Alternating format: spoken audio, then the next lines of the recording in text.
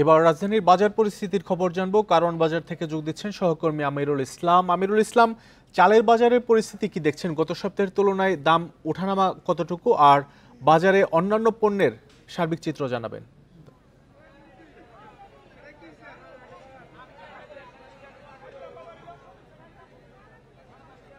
জি, বর্তমানে আমি কারণ বাজারের সবজির বাজারে আছি এবং আজকে কিন্তু সবজির বাজার আজকে না বরং বেশ অনেক দিন ধরেই সবজির বাজার অনেকটা স্থিতিশীল অবস্থায় আছে এখন। আজকে ফুলকপির যে বাজার দেখছি সেটা হচ্ছে জোড়া 30 টাকায় বিক্রি হচ্ছে। বাঁধাকপি আমরা আজকে 20 টাকায় বিক্রি হতে দেখেছি প্রতি পিস, এবং গাজরের কেজিও আজকে 20 টাকায় নেমেছে। টমেটো মানভেদে 20 থেকে 30 টাকায় বিক্রি হচ্ছে। তাছাড়া লাল শাকও প্রতি আটি 5 টাকা করে, মানে 3 পাটি 20 টাকা বিক্রি হচ্ছে। এদিকে পেঁয়াজের দামও অনেকটা কমেছে। কালকে আমরা 40 টাকায় কেজিতে বিক্রি হতে দেখেছি, তবে আজকে আবার 5 টাকা বেড়েছে, সেক্ষেত্রে 45 টাকায় বিক্রি হতে দেখেছি।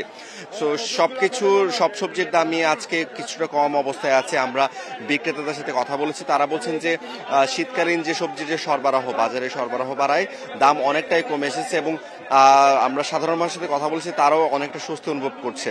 তবে চালের বাজারে কিন্তু এখনো সেই স্বস্তিতে আসেনি। বিক্রেতাদের মধ্যে এখনো এই সংখ্যাটা রয়েছে যে মিলাররা এখনো বাড়তি দাম রাখছে, এবং সাধারণ যে ভোক্তারা আছেন তারাও বলছেন যে চালের বাজার অনেকটা অস্থিতিশীল অবস্থায় আছে, এবং সেটা কিন্তু বেশ অনেক মাস ধরেই। আর চালের বাজারের যে অস্থিতিশীল অবস্থার যে মনিটরিং এর যে দেওয়া দরকার ছিল সরকারের পক্ষ থেকে, সেটা কিন্তু সাধারণ মানুষ দেখছেন না, এবং সেই ক্ষেত্রে কিন্তু তারা অনেকটাই ক্ষোভ প্রকাশ করেছেন। তাছাড়া আমি আজকে মুরগির বাজারেও গিয়েছিলাম। মুরগির বাজারে আজকে ব্রয়লার মুরগি 180 টাকায় বিক্রি হতে দেখেছি। তাছাড়া সোনালী মুরগি 280 থেকে 300 টাকায় বিক্রি হতে দেখেছি। তো সবকিছু সব শেষে এটাই বলা যায় যে মোটামুটি সব পণ্যের দামই এখন কিছুটা কমতে শুরু করেছে, তবে চালের দাম এখনো বাড়তি অবস্থায় আছে। যদি সরকারের নজরদারি বাড়ানো হয় এবং স্বাভাবিক থাকে, সেক্ষেত্রে সব পণ্যের দামই কমতে শুরু করবে বলে মনে করছেন ভোক্তারা। এই ছিল আমার কাছে সর্বশেষ।